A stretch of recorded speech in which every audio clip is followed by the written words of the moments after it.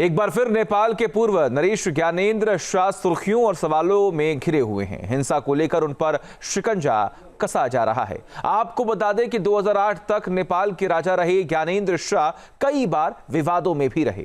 उनको लेकर पहले भी कई गंभीर आरोप भी लग चुके हैं। देखिए।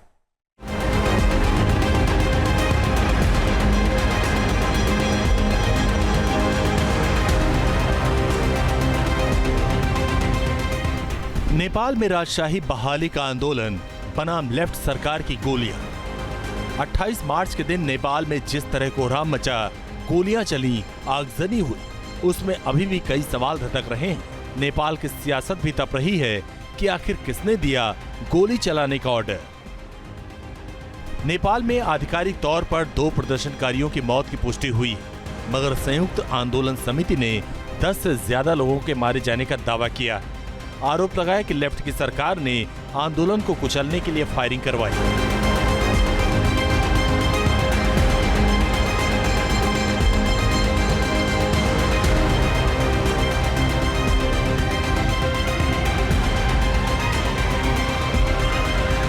नेपाल में राजशाही और हिंदू राष्ट्र बहाली वाले आंदोलन में आम लोगों की भागीदारी भी बढ़ रही है। आंदोलन बड़ा हो रहा। काठमांडू और दूसरे शहरों में हजारों लोग प्रदर्शनों में शामिल हो रहे हैं, जो सरकार से असंतुष्ट हैं और बदलाव चाहते हैं। 17 साल में 13 सरकार और करप्शन से आजिज जनता का एक बड़ा हिस्सा उन्हीं राजा के साथ जाना चाहता है, जिन्हें 17 साल पहले गद्दी से हटाने के लिए नेपाल में सिविल वॉर की नौबत आ गई थी।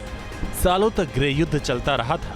तब नेपाल के वामपंथी राज परिवार के सामने विद्रोही बनकर खड़े थे, और इत्तेफाक देखिए, इस बार भी लेफ्ट सरकार के सामने राजा ने बगावत का झंडा उठा रखा।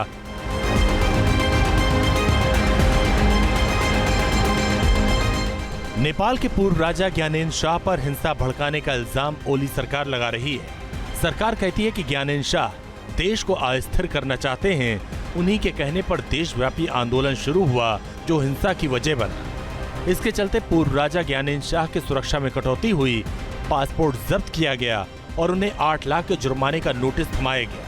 इतना ही नहीं, शाह के करीबी नेताओं को भी गिरफ्तार किया गया। रिपोर्ट में दावा तो यहाँ तक किया जा रहा है कि ज्ञानेंद्र शाह पर अभी और शिकंजा कसा जा सकता है। यानी नेपाल में एक बार फिर कहानी ज्ञानेंद्र शाह के इर्द गिर्द घूमने लगी। एक बार फिर नेपाल के 240 साल पुराने राजवंश की कहानी फिजा में तैरने लगी।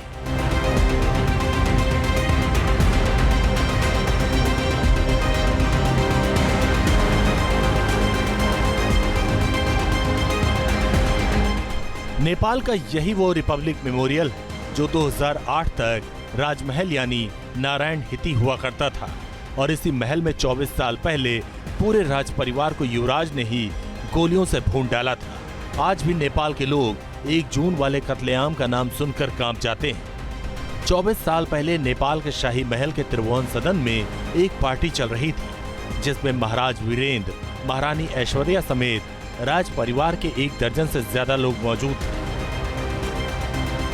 पार्टी युवराज दीपेंद्र होस्ट कर रहे थे। दीपेंद्र काफी नशे में थे और नशे की हालत में उन्हें कमरे तक पहुंचाया गया था। दीपेंद्र अचानक कमरे से बाहर निकले। उनके एक हाथ में MP5 के सब मशीन गन थी और दूसरे हाथ में कोल्ट M16 राइफल। उनकी वर्दी में 9mm पिस्टल लगी हुई थी। दीपेंद्र ने अपने पिता राजा वीरेंद्र की तरफ देखा और सब मशीन गन का ट्रिगर दबा दिया। शाही परिवार के सदस्यों ने खुद को बचाने की कोशिश की, लेकिन कुछ मिनटों में ही वहां परिवार के कई सदस्यों की लाशें बिछ चुकी थी। इसके बाद उन्होंने खुद को भी गोली मार ली थी।